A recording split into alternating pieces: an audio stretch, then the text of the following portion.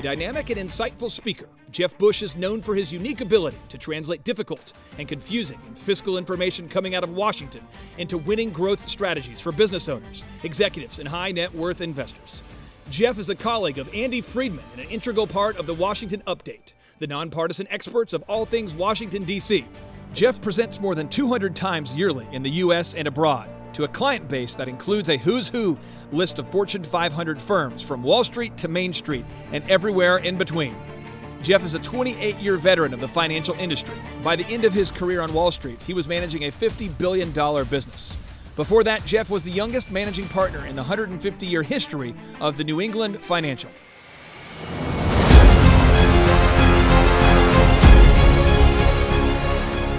Democrats believe that capitalism, by definition, favors the wealthy, and that the federal government has an active role in redistributing that wealth. The current modus operandi of the Democratic Party is to redistribute that wealth via the progressivity of the U.S. tax code.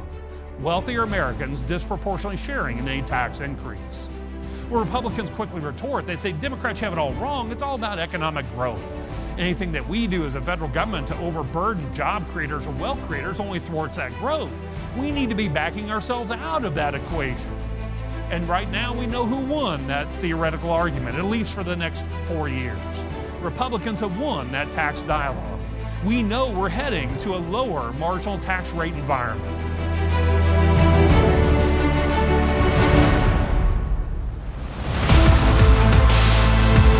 Great presentation. I think what it does, it gives you insight into what's really going on in Washington in a nonpartisan way. And I think when you have insight as to the story behind the story, you can make better decisions and inform your clients on what's next, and also just kind of better understand what's going on in the country.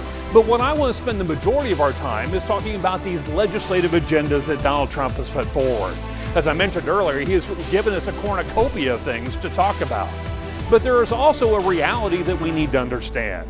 Yes, the Republicans control the House, the Senate, as well as the White House, but there are two checks on any runaway Republican agenda. There is an element of history or appreciation for the traditions of the Senate.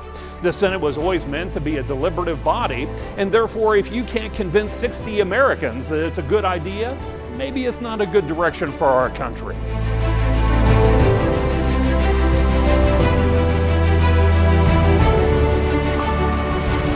Best lectures I've seen on a political front in a long time, and I'd highly recommend anybody have the opportunity to listen in.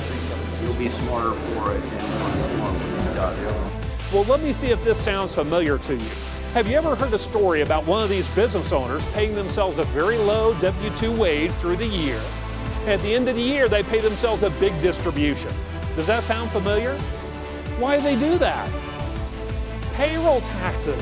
We only pay payroll taxes on that low W-2 wage. And that low W-2 wage can be manipulated because I'm the owner and the employee. Well, the Republicans and the Democrats both agree that that's a tax dodge. The Republicans say that 70% of the earnings going through my LLC should be subject to those payroll tax limits. Keep in mind, ladies and gentlemen, we're talking about the employee and employer versions of those taxes, so it's not an insignificant number. And it goes right to my retirement strategy, what I call my 3-bucket strategy. You see, when I retire, I want 3 equal buckets of money. I want a bucket of taxable, a bucket of tax-free, and a bucket of tax-deferred. That way I get to manipulate the tax code for my lifestyle rather than the tax code tell me what my lifestyle will be. Here's the sad reality that none of us have any control on whatsoever. We know the average client's going to spend 30 to 35 years in retirement, right? You tell me, what 30 years is that client going to spend in retirement? What's their tax rate going to be over that 30, 35 year period? The reality is your financial advisors don't know, you don't know, the client doesn't know. Nobody knows. That's why there's value there. There's value because it's about having a multitude of income generation opportunities in retirement so the client can manipulate the tax code for their lifestyle rather than be dictated to them.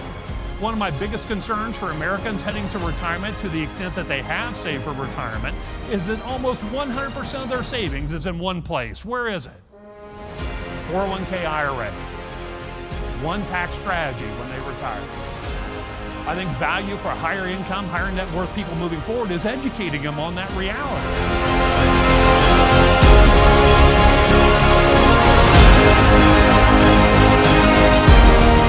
I think that Jeff is a completely compelling speaker. He obviously has so much to say that's just based from clear knowledge of the situation, and he's just one of those compelling speakers who there's not enough time that he could be allotted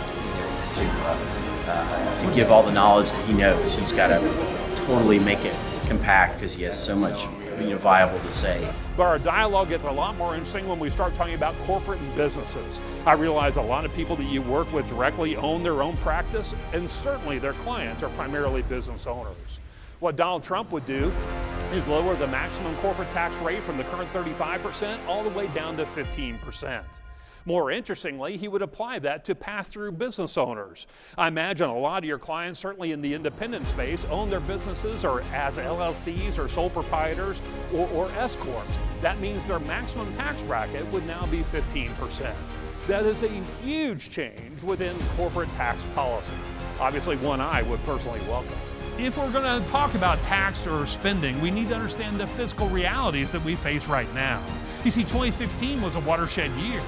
It was a watershed year because it was the first year in 8 years we started to grow our budget deficit once again.